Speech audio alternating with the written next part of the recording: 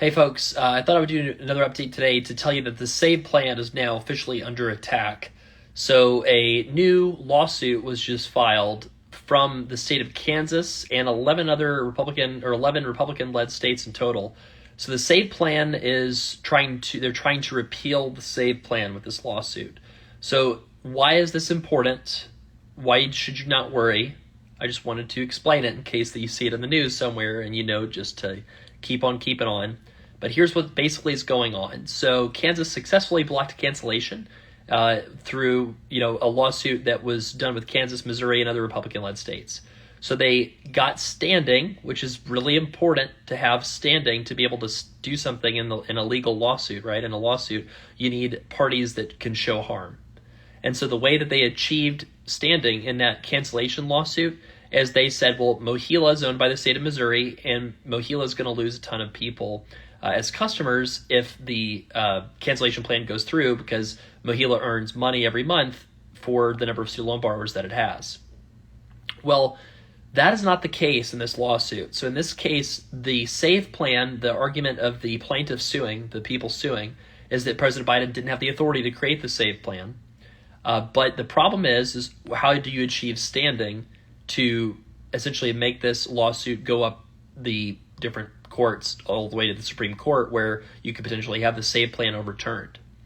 So the arguments that the people make in this lawsuit are that it would be harder to attract public servants for state employee positions because of the SAVE plan making it really generous for people to not do PSLF, and therefore you can get forgiveness in the private sector too, and it's really generous as well, so there's less incentive to go into public service.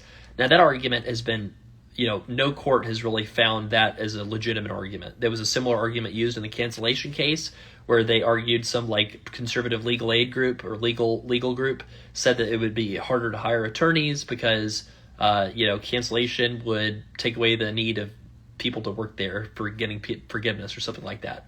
So courts have already shown that they're very, very skeptical of this argument that that states won't be able to recruit public servants.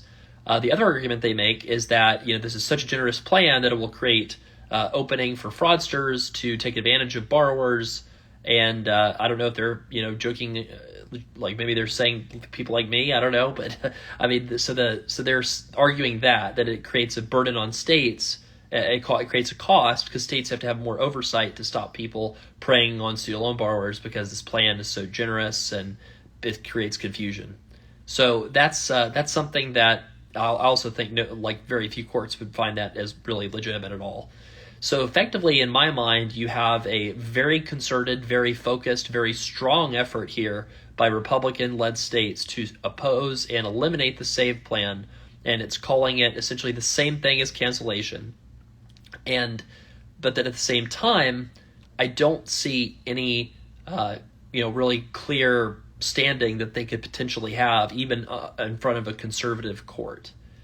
Now, if you sort of had to just guess and put your legal analysis hat on, if you think about the Dobbs decision overturning Roe v. Wade, and then you think about the abortion pill decision where they didn't seem, a majority of the justices didn't seem like they wanted to overturn that, it seems like it could be a similar thing here with student loan cancellation, meaning that the judges struck down the big thing, the cancellation case, but the judges also might be not that interested in striking down something as wonky and nuanced as an income-driven repayment plan. But what a lawsuit with 11 states definitely shows is that if Trump were to win the election, the SAVE plan's days are probably numbered. So this will be a highly consequential election for student loan borrowers, and it will very greatly determine what people's strategy might need to be. So if you have any questions or comments, you want to post them below, feel free to do so. Again, I would not let this make you super worried. It is a lawsuit that you will probably read about in the news, but just know that it's one that we here at Student Loan Planner are not super concerned for borrowers just yet.